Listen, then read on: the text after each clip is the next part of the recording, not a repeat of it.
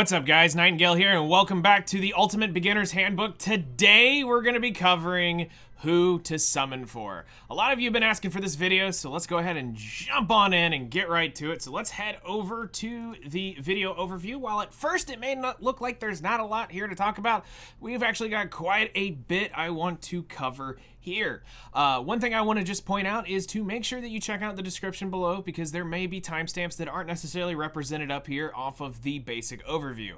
The reason for this is just so that you can come back and have maximum watchability, or if there's something I feel like may need to be talked about or highlighted separately or to the side, that will also be included in the timestamps that may not represent this. So with that, let's go ahead and jump on over to the main account here where we're going to get into this and start talking about the main types of summons. So one thing that is super important about Epic 7 is summoning heroes and the types of summons that are available. So we have normal summons. So these are going to be your normal summons. This is your daily summons. This is your normal Covenant pool of heroes.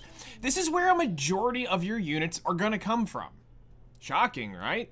The general pool of the game. It's not a bunch of limited units. This is one of those games where thankfully we don't have to do the limited runs. We do have limited units, but that's not 90% of the game. There are games where I've played where it's basically you've only get the time limited ones that only show up once a year, and that's how you play the game. In this case, most of the heroes are available already in the game. So what you actually have going on here is a few different things. So we've got a lot of different banners and stuff over here, but we're gonna ignore most of this. Let's talk about two of them, and that is Yulha and Shu. So Yulha and Shu are two normal summonable units. These are the normal Covenant units. Yulha is actually brand new to the game. This is her now going on to her second week here inside of Epic 7, and Shu is one of the originals. She's been here for a very, very, very long time. And what we're talking about when we talk about the normal Covenant summons is the Covenant bookmarks that you see here. If we click over to the Covenant Summon tab, this is just a generic pool. Now, to new players, this may seem tempting for you, but you probably don't want to come over here and rip a ton of summons once you see what's going on here. There is a big temptation here. This is literally everything available in the game inside of one bookmark. That means you've got your Moonlight heroes, you've got your normal RGB heroes, and you've got all your artifacts are right here that are not limited artifacts and heroes. So your first inclination is go, okay, well, I've got a chance at getting this. Don't do it. You're going to end up more with failure and you're flushing bookmarks down the drain because there's no pity here. This is an indefinite thing. Now, sure, I've pulled an ML5 out of this once, but again, that was once. Now, why we talk about this is the normal Covenant summons. You're going to get guaranteed one daily. Right now, as I'm making this video, I know you can't see it, but they're normally, right now there's a week-long event that's giving us 10 free daily pulls, 9 extra. So this will come up here and there's a little balloon that's right about here and it tells you that you've got free extra pulls for the day. So right now I'm getting 10 extra pulls a day to get something of value out of this. And this is why when we're going to get into talking about who to, when we're talking about who to summon for, this is why you don't go chasing after every unit in the game. Anytime you see a banner show up here that is a drop rate up, meaning they are the rated up hero, so let's go ahead and mention this, that it is a 1% chance to get the hero. But it's only that hero in here. So when you get the hero animation, it's only this hero. Unlike some gacha games I played where you summon, it could be that one trolling character that never wants to go away and it constantly comes up to say hello. Even when they're not on banner, you're afraid that they're gonna show up. It's that traumatizing to you. In this case, it's only that, and just like with her artifact, in this case, her artifact is actually rated up. If we scroll down here, there it is. Sphere of Sadism. You can see that it has a 1% chance to drop with everything else being a slight chance. So the artifact is a little bit harder to get, but it is a much higher percent chance overall. So summoning for normal summonable units is great when it comes time to actually chasing after specific units. This is the best place to get them is when they are on their singular banner. And in this case, Shu is a normal unit, and would you be pulling for Shu? No. Unless this is your last unit you're trying to collect or whatever reasons. I mean, yes, she got a recent buff, she's good. But should you be going chasing after this? No, because you have multiple other things that we haven't talked about. Plus, again, it comes back to she's a normal summonable unit, so her pool is inside of, well, whoops, the Covenant version, which is right here. And those are my random heroes because my mouse sensitivity is jacked up for whatever reason. But she is right there in that normal 5-star ratings there. So next up is limited summons. Now, limited summons have 2 categories here. We have what we're going to call the Epic 7 limiteds, which are original characters based off of the Epic 7 lore. And then we have collaboration heroes, which is pretty statingly obvious. They're collaborations from outside of the Epic 7 IP. What we'll do quickly is we are going to, actually I'll mention it based off of this. So we'll use her banner as an example. How you know it's a limited is, one, it's gonna bring up a big banner and it's gonna say limited, or they're gonna say limited time, or it'll say limited. And it'll also state down here, that the banner is a limited banner. It will let you know when it's a limited unit. You won't ever have any questions of going, is this unit limited or not? It will let you know. Now, in our case, we have a few friends that aren't from Orbis. And if we come over here to, how do we do this? We put it by category and we go to collaborations. You can see that we have a collaboration with the Guilty Gear game. We had a collaboration with Kazuna AI, which this will probably never, ever, ever get rerun, but there is a case, or there's a chance. We've had a collaboration with ReZero, and that time I got reincarnated as a slime. Or for some of you might know that better as Tenshura.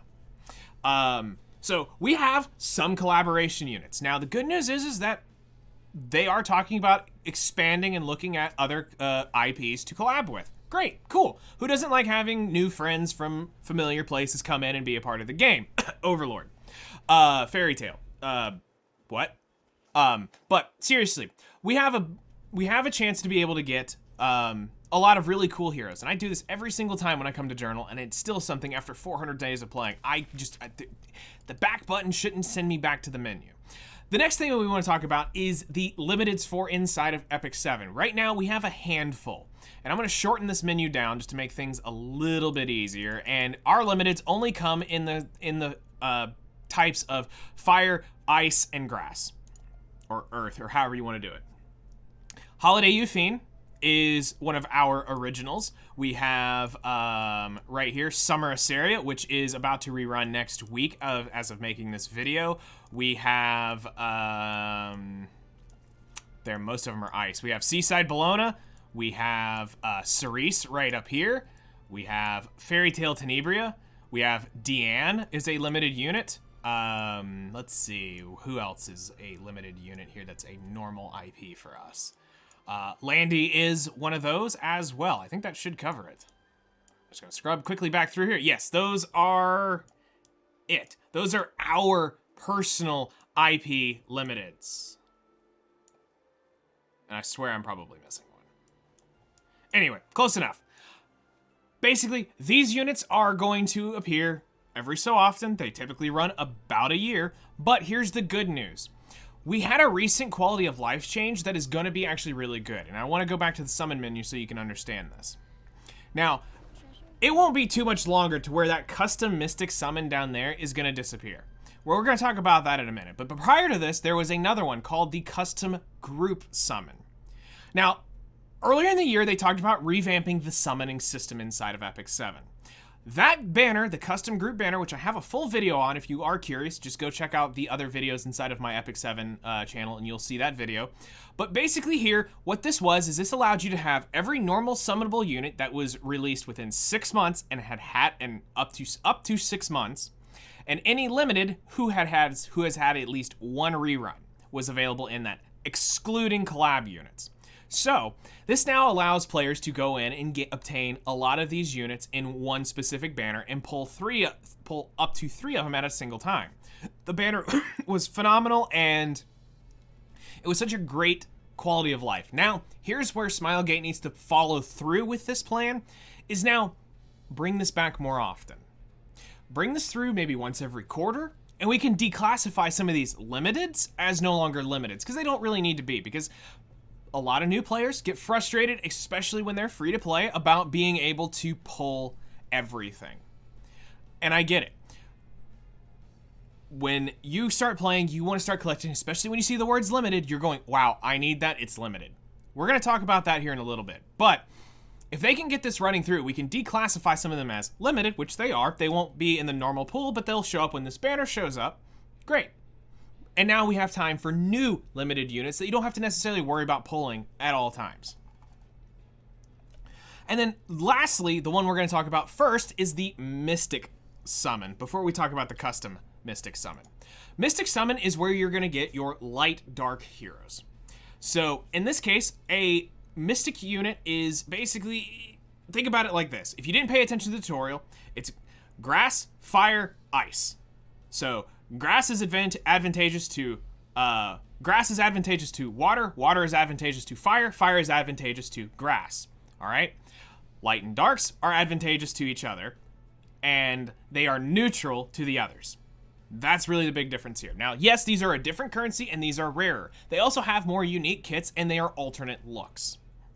Now, what's cool about this is these units are going to be harder to obtain, but they should have a different impact to your game than what the non-limited version, in this case, the top model, would be.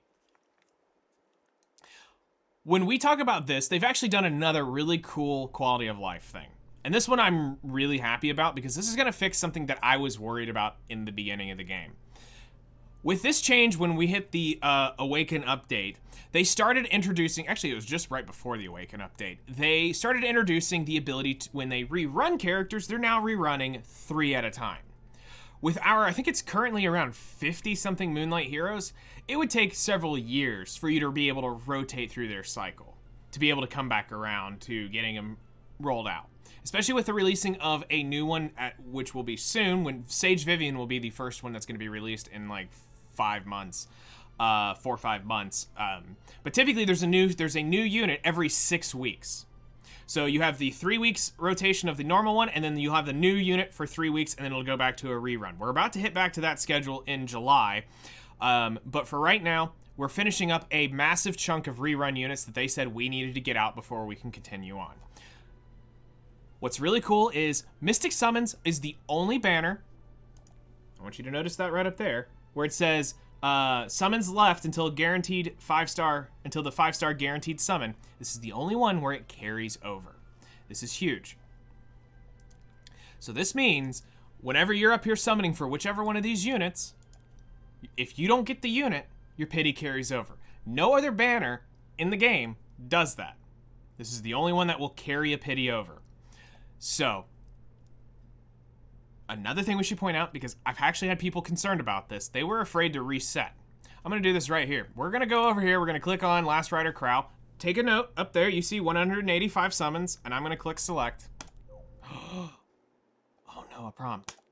And there you go, 185 summons, still to the next unit. So, in my case, I might do one more 10 pull on this top model at some point during the remaining little bit of time she has left here in the next 6 days, just in case, because we are pretty low on that. But another thing here is that they also added, which I'm actually very upset about. I understand why this was put into the game, because a large chunk of Uber Giga Whales got very butthurt that they were summoning for the 4-star hero and could not get it, and they pulled several of the 5-star. In this case, this is supposed to be here to protect your pity. As you can see, it changed over to 110. This is the max summon. At no point in time should you ever come over to this, because your pity is not going to start working down on the other. The best case scenario, what they should have done was this. Don't have this selector crap and just put it as 110, and this way, as you work through it, you'll eventually pity the unit, you'll eventually pity the ML5. Now, I know that's not going to make everybody happy, but to me, I felt like that was the best case scenario, because I feel, and this is me personally, when I look at my resources, it is an absolute waste to be summoning just for this unit. Now, with that being said, so that there is no confusion here, this doesn't mean you cannot pull the top model Lulika here, or any of the other stuff up here. It just means you're only working on a pity specifically for this. that you can thank AOL for this. Angelica of Light, or the Angel of Light Angelica, or America Online as we like to jokingly call her. But you have AOL was the sole reason why this was implemented in the game, because too many people were complaining about how oppressive and crazy this unit was and how they pulled so many of the ML5 just trying to get this unit. But to me, as a new player, you should only be selecting this, and if you get the 4-star, great. If not, you shouldn't be trying to get it off of this because of something we're about to talk about in just a minute, which is the Moonlight Summon over there. So, we have several different types of main summons. This is where you're going to get the majority of your heroes. But there are now other places that you can go, which leads us now into the other types of summons. So first off, let's go and talk about the elemental summons. Elemental summons is a focused group of types of summons. It's literally you're summoning each element. So you're only pulling what is grass, what is fire, what is ice, what is dark, and what is light right there. This is actually probably going to be one of the biggest places you're going to get most of your standard RGBs from. Now, the reason why I said most of your RGBs is because these down here are not given out often. I have yet seen a 4-5-star dark ticket. I've only seen the 3-star for light and dark. The 3 to 5-star light to dark ticket. As of right now, they haven't been doing a lot with those, because that is a very high chance of you getting one of them is a guaranteed 4-star, which is great, and the other one is a 3 to 5-star. So you've got a fairly high odd of getting a unit. So let's go ahead and just click in on one so you can see what we're talking about. So the non-gold frame here, just the normal connection, is literally everything 3 to 5-star. 5%, 35%, 60% chance of disappointment. Remember that, 60% chance of disappointment. The 4 to 5-star is a 70% chance for disappointment. But you have to remember, the 4-stars are significantly better in terms of there's more going on. Some of the 3-stars need specialty changes. Some of them are good on their own. They're okay on their own, but they'll eventually get specialty changes, which will make them have better value. But there's more likelihood you're going to have your normal Moonlight's triple S. So, chasing after normal summonable units is actually better to get them out of here. Once they come off banner, because I believe right now if we summon into here, I don't believe Yulha is in here. She is not. I'm just quickly scanning. No, she's not. So as soon as her banner ends, Yulha will be in here. So for those of you who happen to have a few of these tickets lying around and you're debating on if you're going to summon or not, you should probably wait for the new unit to show up. It'll be about a month. I can also give you this little tip, is it looks about a month average, the new unit shows up every month. So you're not caught with your pants down on the ground going, but I just pulled. As long as you can keep track of when the last unit was here, basically look at 4 weeks-ish from that, and the new unit will be showing up. So it won't catch you off guard. But seriously, I got a lot of really good RGBs out of the Moonlights. I've also gotten some dupes of some units I wanted, but this is a great place that you're going to end up getting a lot of your value from. Honestly, I pulled Alencia very early on from the grass 3 to 5-star ticket. So it can happen. I pulled Senya, I think today on stream or yesterday on stream from the 4-5-star ticket. So great, I have a second dupe of Senya. Actually, that's my third Senya though. Next up is the Galaxy, the Moonlight Summons. Now, this one is gonna be quite rage-inducing. I'm sorry, there's no other way to put it. But hey, at least I'm gonna be honest with you guys, and I'm not gonna lie to you. Reason why is, let's just go ahead and get straight to the brass tacks here. 70% chance for disappointment. We love playing a game on stream, and it's gaining more popular as each day passes, as we play a game called Does It Spark, where you get to be degenerates and bet on if my ticket will spark or not. So we basically are walking away with a 70% chance of disappointment with a 30% chance of potentially getting a spark. So your odds are in the favor of betting against me until I show you back-to-back sparks, where I then win the race. But this is where you're probably going to walk away with most of your ML5s, which you're going to go, but wait, what about the Mystic banner? Let's put it this way. You're only going to get probably 3 Mystic units a year off that banner if you play extremely efficient. Now, you're probably going to go, but what in the world? They're that rare? Yes, it takes 10,000 mystics to pity one unit. Now, sure, you can get lucky, and we can all sit here and luck sack the crap out of stuff. I've pulled 3 of them off of the banner with near luck sack type luck.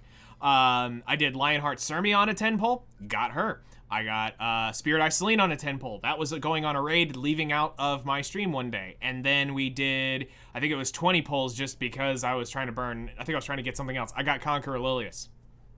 So, yes, luck can be there. But I have gone straight to pity trying to get a unit.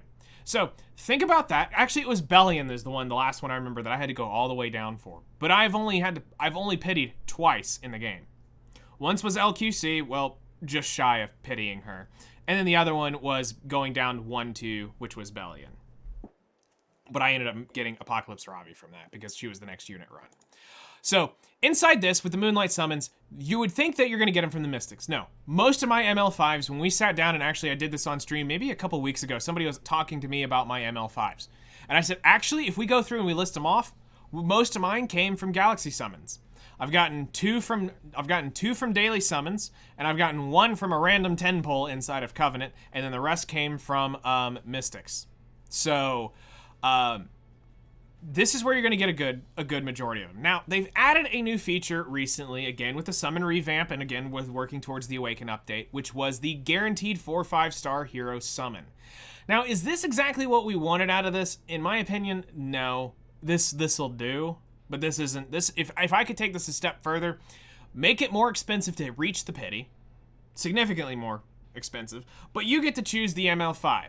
The one caveat is you cannot get the brand new unit that shows up there until it comes off the banner. Same with the 4-star. That's the only caveat that I would have to it, and I would say, yes, that is the way it needs to go. Run the same system. If you pull a 5-star Moonlight hero, it doesn't reset your pity unless it's that unit. And then this way you're constantly working down towards it. But nope, this is what we get. We get a 4 or 5-star ticket. But the odds are about the same as the RGB tickets. So good luck. You'll get something eventually. And then lastly, I almost didn't put this in here, but I decided to because I feel like with me, I get mostly artifacts out of this. I don't know about you guys, but it's a summon. We're going to talk about it here. I was going to put this in artifacts because this is how I'm going to cheese leveling artifacts up a little bit. But let's talk about friendship summons. Friendship summons come from that friendship currency you get from having represented heroes used during autoplay. So that currency that's constantly generating is obtained to buy these bookmarks. And inside here, you can see that there's a 55% chance to get an artifact. I swear that is 95% chance with a 5% chance to get a hero. Can't tell you how many times I sit there and I go through that and I'm like, wait, I just burnt through 10,000. Where's all my heroes? Oh, wait, no, I got all artifacts. Yay. But I'm joking aside, you'll get a pretty even split. It just feels like for me, whenever I really need the fodder, I end up getting all artifacts. When I'm trying to chase artifacts, I get all fodder. It's like the game knows, right? So just think the opposite and maybe you'll get what you want. But this is a good way if you're wanting to finish off that little bit of EXP on an artifact instead of wasting a charm. Come over here, hit a couple of these summons. Congratulations, you've finished off your artifact.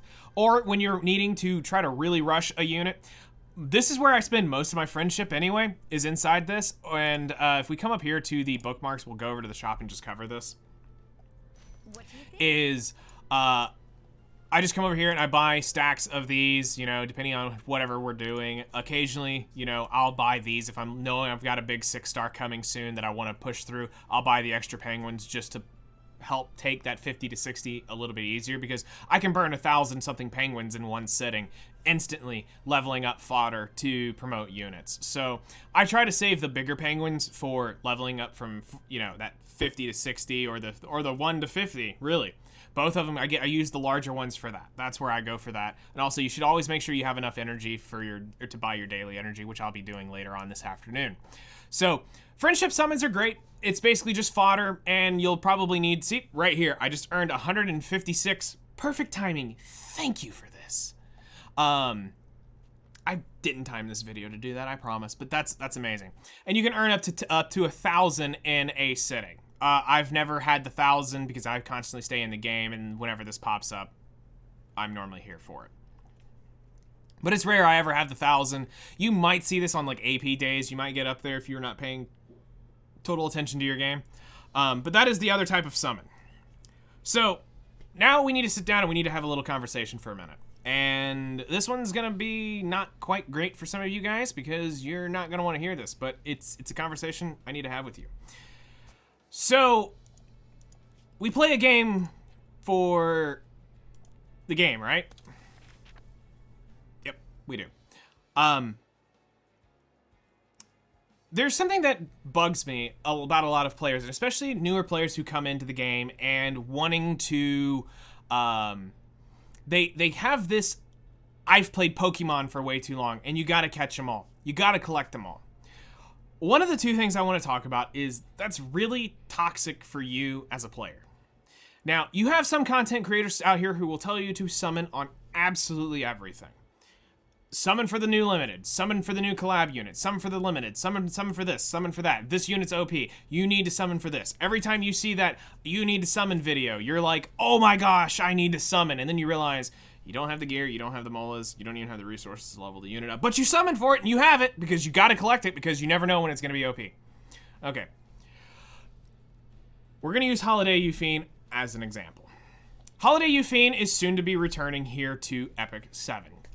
She's a summer unit, and right now it's July 23rd, 2022, and Summer Seria is going to be first off this year. Holiday Euphine, I'm hoping, gets a buff. Now, here's something that we want to go ahead and talk about with limited units while we're mentioning the words buff.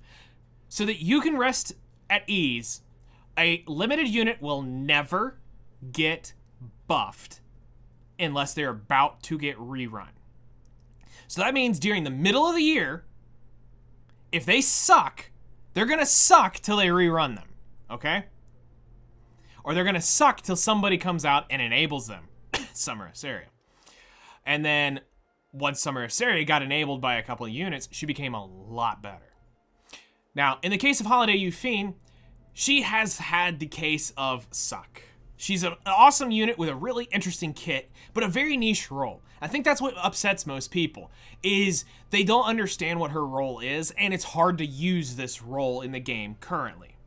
But once you understand that she's a cleanser, she's got, she dispels debuffs, she has a combat readiness push in her, reduces the combat readiness debuff. She's got the AoE attack. She's basically an AoE monster that can actually hit pretty hard and kind of annoying. But she fills this interesting role that's really hard to use right now inside of Epic 7, just with the current metas and things and just how her kit works. She's a little awkward to use. So she's subject to where she really kind of needs either a kit overhaul or they need to do something else to her to allow her to be better off. Now, why I bring this up is because, as a player, yeah, she looks hot in that bikini. I mean, let's bring it up one last time. There's thickness there, all right? Thick thighs save lives. I mean, that tail is, yes. But, seriously, should you be pulling for this type of unit? No. She's a limited unit. You're right, she is. But she's a summer unit. So as long as that custom group summon keeps showing up, there's no point in you pulling this unit right now. Now, is that guaranteed that the custom group summon's ever going to show up again? No. But they said it's part of a summon revamp, so I'm going to hold some faith out there that that's going to be rerun again at some point during the year or half year. Like I said, I'd like to see it every quarter. But this also can help, like I say, alleviate some pressure. You've got 3 summer units guaranteed dropping this year. You've got Seaside Bologna, which everybody knows about. You've got Summer Seria, which most everybody knows about. Holiday Euphine, which everybody already knows about. There's potentially another one. Then you have potentially a collab later on in the year. Then you have other, as we'll call them, we'll just call them annual limited units that show up at their usual times that are the normal characters from Epic 7. So you've got a lot of limiteds rolling through. This is why I tell you guys that the gotta catch them all mentality is pretty bad. And here's why. Because if you're gonna have to go collect them all and you're gonna go get all the summer units, that's 3 units right there. You need to already start thinking in the mentality of units being 120 pulls to get the unit. You need to stop thinking about this as a gambling game which it is, not gonna lie, it really is a gambling game. But you need to stop going in with the expectation you're only gonna get them in a 10 pull. Or seeing your friends flex their, oh, look at my single I did, look at my 10 pull. That's not gonna happen every time. You need to have the mentality going into this, that unit is costing me 121 pulls. That is gonna cost me 605 bookmarks. You go in with that assumption, you're a lot better off, because now when you get it early, you're going, sweet, now I can save for the next unit. And that's less I have to save up to get the unit after that. So, that's part one of this. The second part is there's a bunch of normal summonable units here. If we go back, and again, we talk about Yulha and Shu. Go ahead and clean that up. And here we go. So these are normal summonable units.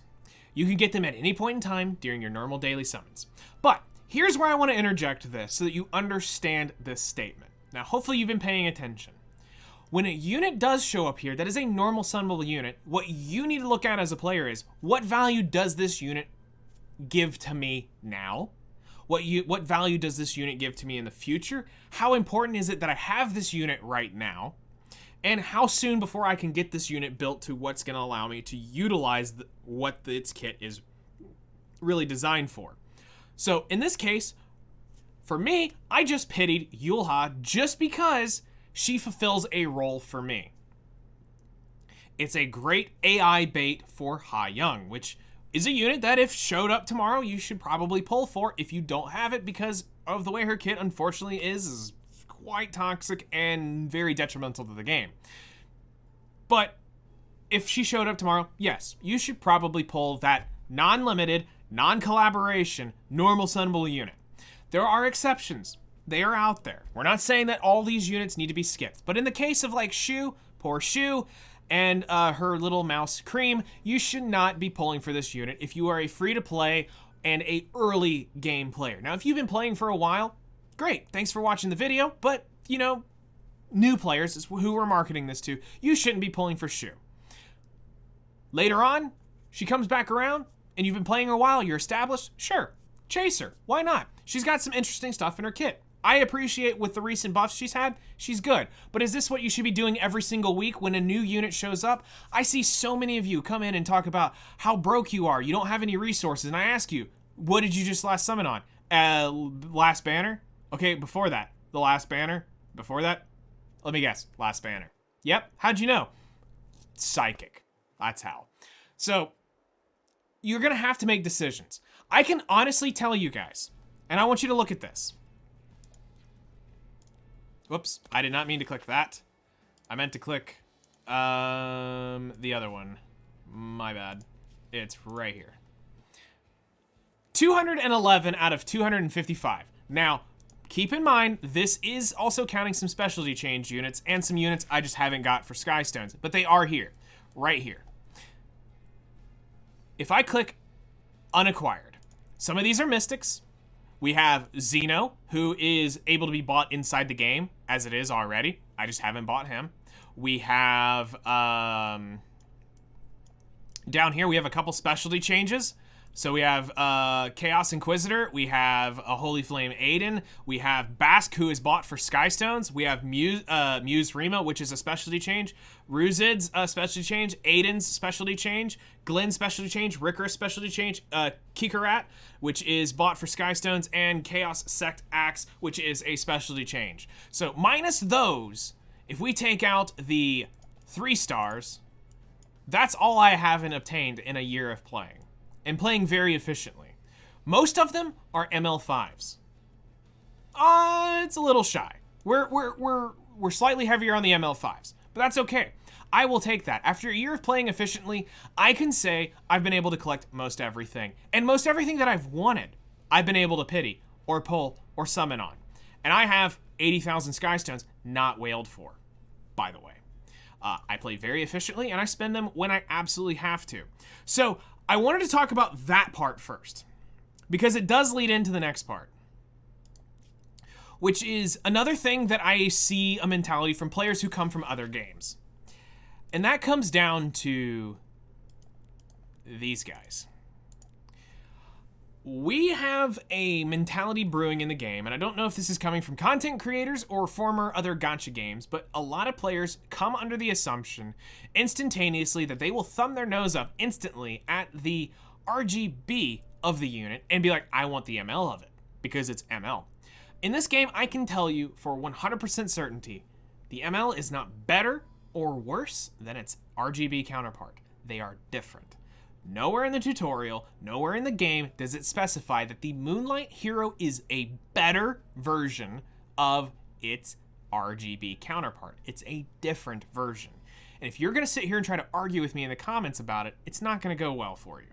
They are and can potentially have cooler or better kits, but that does not actually mean that that is how the thing goes. Moonlight Heroes, their biggest caveat, it's the word of today, is they are type neutral to RGBs. So that's what instantly makes them feel superior, is because you're not dealing with type advantage or type disadvantage. Just dropping one of these instantaneously covers that, and you don't have to worry about, oh, is this gonna be reduced damage? Do I have reduced crit? You know, all that stuff that comes with advantage and type disadvantage. They're neutral to all the RGBs. Now, that being said, before I get absolutely ripped in the comments, that also doesn't mean that they aren't actually better. In the case of, let's just call out Apocalypse Ravi here, is she better than her RGB version? As of right now, with the way things go, yeah, this is technically the better version. But does that mean that Fire Ravi is just as bad? No, it just means Fire Ravi has to be played very specifically and built very well to perform well in her job. They just are different, and this one's gonna take the cake because she can fit in more roles faster. That's all that really comes down to it.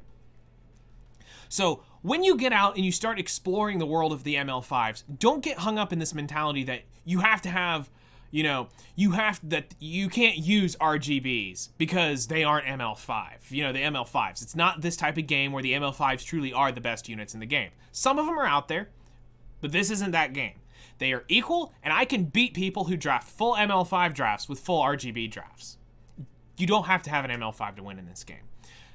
Don't let those content creators influence you into believing that these are superior units. They have some really cool kits. That's why they are expensive, and they have some pretty broken stuff about them. We're not saying that they aren't broken. We aren't saying that they aren't more unique in certain aspects, but they aren't better. It's not like it's all better stats, all better skills. They just have more unique stuff added to them. So we've talked about that you don't need to play Gotta Catch 'Em All. Now, yes, it's a gacha game, it's a collector's game, but as a free-to-play player, if you don't have deep pockets, don't try to do this. You're just setting yourself up for disappointment, and I can't tell you how many players burn out because they didn't get that unit or they didn't get that unit, because it really came down to you just didn't manage your resources properly and you screwed yourself in the long run. It's really what it comes down to. The game is a marathon, not a race. Do not race to collect them all. You will eventually have all of these units, and if you play long enough, they will all be triple S at some point. Just hang in there for the long run and don't worry about collecting them all in your first year or two. You're setting yourself up for not success in the long run. It may look cool, but I'm gonna be honest with you. We're gonna pull up my heroes really quick before we move on to the next subject. This isn't a flex, this is just me being real with you so that we can have a conversation here. I have 80 3-star units after 485-ish days. We're somewhere around in there. I'm not actually 100% sure. I'd have to check my stream title from today. But we have 86 stars. 80. Now, some of these were free and given to me because of collaborations or events. Some of them I got through, you know, the bottles, the potions of Ascension to instantly 6-star. And some of these I had to grind all the way up. But what I want to talk to you about real quick is that obsessive need to pull all these units. And what we want to talk about is when we get down here, you will start realizing that your issue doesn't become getting the unit. It becomes getting the gear for the unit. Now, while it might not look like that right now, but as soon as we start hitting right around in here, you're going to start noticing these are gear holders. These aren't actually built units. These units are literally just holding my random plus 15 gear just so they're not sitting in my inventory. Minus Tamron. Tamron's is a junkyard. Throw literally any crap on her, get her basic stats that you need to function, and she works. Tamron's a junkyard. But everybody else in here is either holding gear or they're not geared at all. And why this is so important for you to understand is you're gonna collect your units at an exponential rate. You will not gear them all. I promise you, no matter how much you think you can gear your units, and you'll be like, oh, I'm gonna be able to put a build on this. Yeah, you could get some very bad built units, but you're not gonna get them built very well.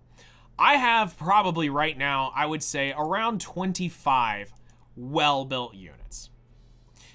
I have maybe 10 exceptionally well-built units at best out of the 80 6-stars that I have on my account. Now, that comes down to just eventually learning the game and learning how to gear. But the reason I want to point this out is just because you think you need to collect them all, remember, I have a bunch of 5-star heroes that I have pulled that I have not had the gear for or care to build. Backup Arby, because why not? Ludwig, Vildred, or Valen is a dupe. Fairy Tale Tenebria. Rim. I haven't built Rim. Why? Because I'd rather build Shu at this point. Koeric, Ball, K-Rod. You know, we've got some 5-stars down in here. But when you start looking at my 5-stars, you'll realize that it comes down to, I don't have the gear to gear these units. But we've got some cool units, but I don't have the gear for them. We'll work on that. Take your time. Don't feel like you have to pull every RGB just because they have a cool kit or they are going to solve a problem that could be solved today, but maybe you don't really need tomorrow or the day after that. You'll get around to it. This is just me trying to help you guys out from the struggles I've seen and talked to some of you before. That's why I'm trying to drive this home, to not sit there and summon. Now, I'm not going to sit here. The last thing I'm going to say before we move on, I'm not going to tell you to not summon your favorite waifu characters or your favorite husbando. I am not going to do that. I get it. Waifus over meta. I completely agree that. I completely agree with that. But keep in mind, you can't play complete waifu collector and expect to make progress in other places. You will have to make the balance at some point to stop collecting waifus and collecting units to make progression. You will have to have a little bit of both. They don't always go together. Some will help, some will not. Just be careful, and hopefully that's going to help you out. All right, we've got a few other things we want to cover. And the next one is we're going to go over my top 3 units that I want you guys to be looking out for. Now, the first one is a 100% unanimous. It doesn't matter where you are in the game. There are 3 units that I want you guys to be looking out for as new players and beginning players. And just in general, if you don't have these units, and depending on where you are, the first one is, there is no other unit to say that needs to be in the #1 spot than Tamarin. I even joked around with this in the very beginning of the reroll guide. Tamarin is the best PvE Soul Weaver in the game. This is one of those units that whenever they show up, you go to the ends of Orbis to pull.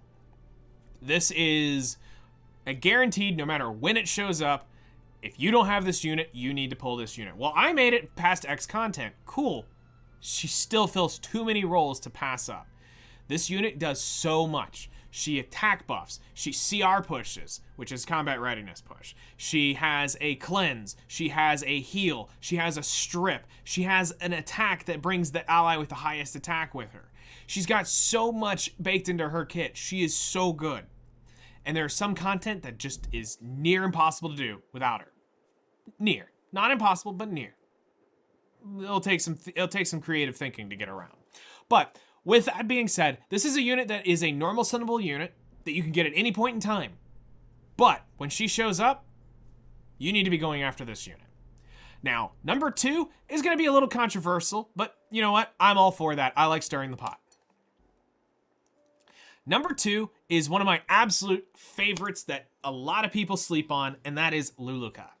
Luluka is one of the best PvE mages in the game. Over Vivian, yes. Over Vivian, she is one of the best PvE mages in the game. Now, it takes a little bit, and I'm going to explain this quickly. The reason why I say this is because of how many places she will fill in one build. To me, that is insane value when you're looking at building one unit, mulling one unit, and then the one build off of that unit. Let me explain. She can be used in hunts, which is you can use her in Wyvern, you can use her in Banshee, you can use her in Cadies, you can use her in Asmonak. You just can't use her in Golem because she is water in a grass fight. Not going to go over well. So you can use her in any of those hunts. Now, you can use her in Fire Expo. While it may not be perfectly an ideal for it, it can work and it can do really well. You can use her in Water Expo. You can use her in Light Expo. And you can use her in Dark Expo. She fills that role very, very well. Now, you go look at Abyss. Abyss has many different stages and a whole lot of weird tech that you got to go through. And if you build Luluka right, she can actually slay in Abyss.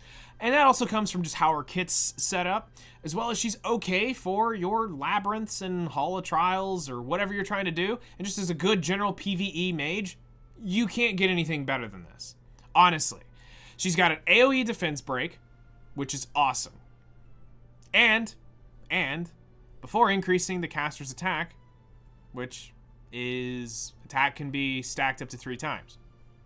Kind of cool. Now, so she's got an AoE defense break. She's got a shield. She grants herself a barrier and an increased defense buff. Now, for some of you who struggle in Abyss every now and then, and you're not on a stage that strips, having that 60% defense buff is awesome. It can save you in a lot of different places, as well as the barrier. While it's not huge, it's still a decent barrier because it's based off of her attack. And then the most notable thing, what Luluka is known for, is her S1 Wild Wave. Now, you need one special thing for Luluka in order for her to be Luluka. And that is the number 2 exclusive equipment. Number 1 and number 3 don't exist. Just ignore those. They are trash. What you want is the 35% chance for Wild Wave to activate again after she has used it. Getting that is phenomenal, and I can tell you this, even in PvP, if you can land a defense break and then get Wild Wave to proc, you can shred red units. It's so fun to do. Back when Fire Ravi was a thing and you would see her a lot, I would love using Luluka because you'd land the defense break and then pop, off goes the second one, and that Fire Ravi was no longer standing. But she's really a PvE unit, and yeah, you can probably get her to work in PvP, but this unit is literally one of the absolute must summon units. If you don't have her, there's so much value coming off this unit. She's literally one of your best in slot Wyvern units. You will take Furious off your team when you get her. She replaces Furious. And then you would be replacing Mui or Alexa with Clarissa. And there you go. You've got Sigrid, Luluka, Clarissa. You've got one of the best Wyvern teams in the game. For non-one-shots. That's literally hands down one of the best ones out there. So, lastly, this one I don't know if people are really going to go with me on, but the more I thought about this, the more I realized how much value this unit has, and that is Grass Euphine.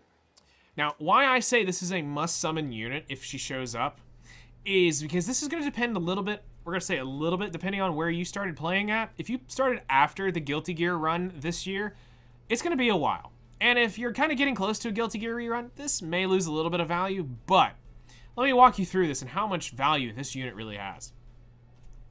She's a very, very powerful Earth Warrior. And the more I started getting to use her in Ancient Inheritance, which is a game mode that comes around once a decade, it feels like, in Guild, and you can get to play with your guildmates and do some really cool stuff. She was in my highest damaging team. Literally, I had no team that would outscore the Euphine team that I had built. This was literally my biggest damage dealer. But she's great. She's got a huge single target on her S1. The stun is absolutely pointless here. You can't stun 90% of the PvE crap. So why make a PvE unit with stun? It was designed for PvP, but nobody's going to end up using that. You've got the, it dispels all buffs as well, which is great. So if you're on a PvP fight or on a PvE fight and it's got a bunch of buffs, it will dispel. She's also got her S2, so if it does have a mechanic where it sets back up buffs, you can also get another dispel off of this. And this is an AoE attack too. So this will AoE strip one buff off of everybody and a chance to silence, which can be done in a lot of PvE, but don't expect too much of it. But she also is able to grant herself increased attack and increased speed, which is nice. That'll help you cycle around a little bit more. It's a really good skill. And then the other one here that we want to mention is she does have a defense break. While not completely 100% reliable, fully leveled up, you'll get the defense break every so often. So it helps bring a little bit of self-sustaining to her early on. Now, why I say she's such a great unit is actually when we look at the value for hunts. And I started thinking about this. So outside of Wyvern, because for obvious reasons, that's fire, she's grass. It's going to be a bad time. She can work in Golem, she can work in Banshee, she can work in Asmonak, and she can work in Cadiz. Now, let's take this a step further as a further investment. You want to build a one-shot unit? This is probably one of the best investments for one-shots. One insanely well-built Grass Euphine can be used in Golem one-shot, Banshee one-shot, Asmonak one-shot, and Cadiz one-shot. I don't know about you, but there aren't many units I can think of in the game that are used in all four or five hunts that can use the same exact build. My Sigret can be used inside of Cadiz and Wyvern. My Sirmia can be used in Golem and Cadiz. But outside of that, everybody else has a slightly different role. I would say Watcher Shuri is probably the next highest value one for me, and that's a 4-star unit. But that's going out on a stretch. So if we're looking at the grand terms of investment just off of that, that's a very high value unit for such a long-term investment. Then you go in and you look at it for certain Abyss stages. Sure, absolutely. Certain hard PvE content that comes around called Advent or Advent Side Story. Depending on which one it is, this could be very, very advantageous. The people who, when the water one was around, Euphine was decimating in that. That was insane to watch. So a long-term PvE investment absolutely is there. So Euphine is definitely one that you want to be on the watch out for. Lulika is the one you want to be on the watch out for. And Tamarin is the absolute only must out of the list. Now, before we go, I've got one last thing we want to do, and that is this. I wanted to quickly bring up and talk to you about a few of the ML5s as well. Now, when we're talking about who to summon for, I felt like I had to bring this up. Now, we've talked about this in the custom Mystic summon, but what we want to do here is we want to talk about this from the standpoint of excluding the Moonlight Blessing. So, Spectre Tenebria people, sit down. We're not talking to you. She's not going to be on this list because she is in a Moonlight Blessing. Now, when it comes to Moonlight Heroes, I have 3 for beginners that are the ones you should probably be on the lookout for. And metas can change, but there was one that is absolutely unanimous across the board. When we were voting to talk about that, there was one unit that was absolutely unanimous no matter where you were. If you didn't have this one unit, you needed to pull Apocalypse Ravi. So for anybody and wherever you're at, whenever the time comes, you should probably pull this unit. One thing you need to remember is all ML5s are PvP units first. You do not pull ML5s for PvE content. You pull them because of how good and what they do in PvP. Now, what roles they fill in PvE is just an added bonus. But you're not after them normally for a PvE role. So for the people out there who say, I don't like PvE or I don't like PvP, you probably don't need any of the ML5s. I'm going to be 100% honest. You have no business pulling any of them. They don't do hardly enough for you to be, you can do it all on the normal RGBs. You will not need an ML5 to beat PvE content. Now, will some of them make it easier? Sure. In this case, she fills the role very well. Between the way her kit with the how hard her S3 hits, the way her ramping does happen if things are dying, this will her passive will ramp up, and her S1 does great damage. She's a great bruiser warrior, and just unanimously, we all said that this unit was an absolute must, no matter where you were in the account. Now, everything else after here is a lot less value. This is getting a little bit more niche. The next one up that I said absolutely had to be out there, and this one also, when we were voting about this one also came up, and that was Fallen Cecilia. Now, Fallen Cecilia is a fantastic mitigation knight. We can't really say enough about how tanky and what her kit provides to you as a player. So, if this unit is around, this is another one that's worth blowing your mystics on or attempting to try to get. Because if you end up getting her, you've got a lot of value. She's got a unique kit that allows to kind of be annoying. The skill nullifier is definitely something you have to deal with. Her bubble from her barrier is good. The mitigation she is able to take, she stats very well. So you can get a very good, very tanky Fallen Cecilia with not a lot of work. So this is really good for new players that are looking for a really good knight to help mitigate damage. She's an Arius holder, so you will need to make sure you have build up a good Arius, plus 30 it, and give it to her. You're not going to regret building this unit. The third and final one is, again, this one's going to be a little more of a stretch because there are a lot of great ones, but another one that you just can't not ignore is Conqueror Lilius. Conqueror Lilius is one of those units who is just one thing away from actually being balanced. And what we mean by that is we talked about this on stream when she was released. If you would take one thing out of her kit, she would be balanced and actually a pretty fair unit. But her kit is insanely overtuned for what it is, and honestly, we all voted that if she lost the decreased attack, she'd be a balanced unit, because it's a 100% chance. So if you don't have high ER, that's going to land, and it's annoying, and you have to deal with it. She grants an extra turn. She grants Vigor, which is what you're actually pulling her for, which is the increased attack and defense that cannot be dispelled. This is a trap that they are setting up, and they're creating an issue by creating more of these buffs that cannot be dispelled. We're eventually going to get into, and it's going to eventually happen. You can't dispel these debuffs, and you can't dispel these buffs. We're going to get into that, and it's just going to become a circle jerk of that type of stuff. Next thing is the Redirect Provoke, which makes you taunt the tankiest ally, the highest HP ally with a basic skill. She can grant a barrier, which this is cool. The Redirect Provoke is very annoying to have to deal with if you can't get it off in time. And then also just part of Lilius's normal kit, the dual attack from the random ally. But just remember, if you do have a Soul Weaver, it's probably bringing the Soul Weaver. I swear it is coded to bring that, just like Lilius's skill was, just like anybody who says a random ally.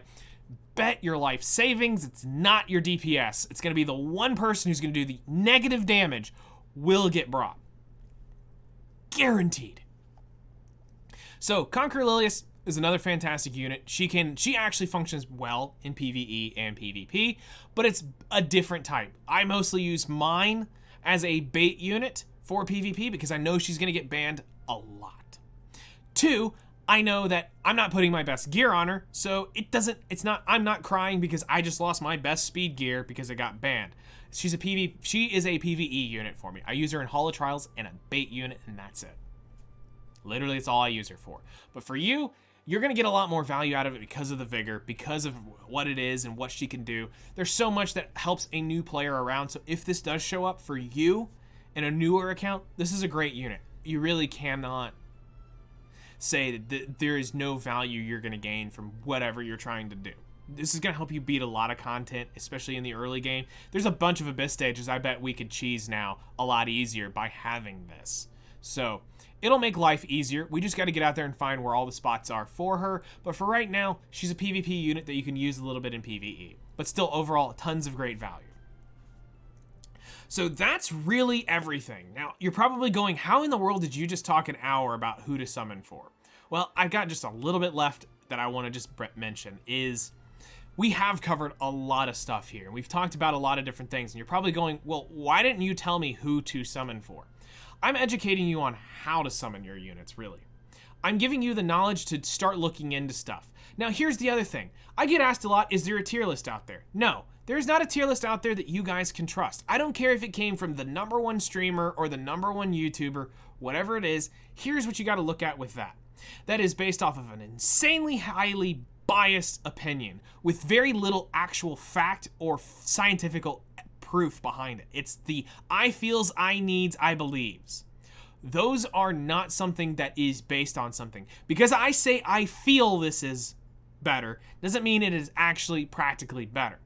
There is no system that we have created, at least for me, and we did one for Epic 7, but we did one for 7 Deadly Sins, but I never did one for Epic 7, and I don't think it's possible to do, because there's so many layers of complexity to this, you can't. There are so many units out there. They all are great, and they all are cool in their own respects. You just gotta know where to fit them in. So who to summon for depends on who can you gear right now. That's the big one. Who can you gear right now? Who would benefit you the most right now? What does their kit imply? Do you gain something from this person's kit? So, okay, let's jump over to Bazaar real quick. We're just gonna pick on him as a last minute thing.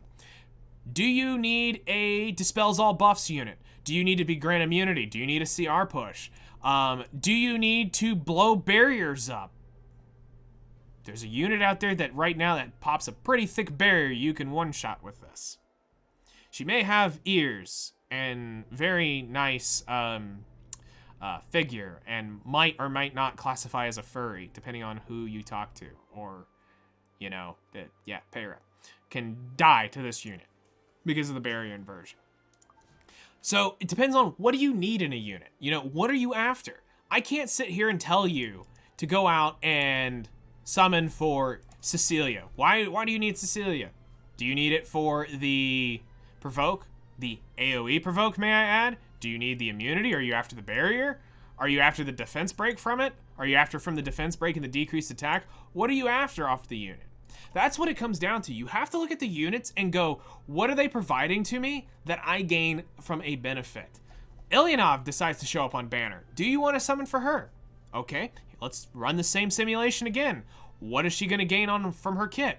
Okay, well, she's going to give me increased crit damage. Okay, that's cool. I'm all for that. Who doesn't want 50% crit damage? By the way, if you're near cap, this doesn't go over cap. Grants immunity to the caster. Okay, that's kind of cool. She's got Punish, which is going to inflict injury and increase her defense. Well, her whole kit is cycling around triggering that again. So there's a chance that she can trigger her Punish again based off of her kit. So looking at this going, okay, do I need an injury unit? Do I need the crit damage buff? Does she have something I'm after? What are you, do I have the gear to even build this unit? You have to look at that in every single unit, no matter who they are, what you're trying to do.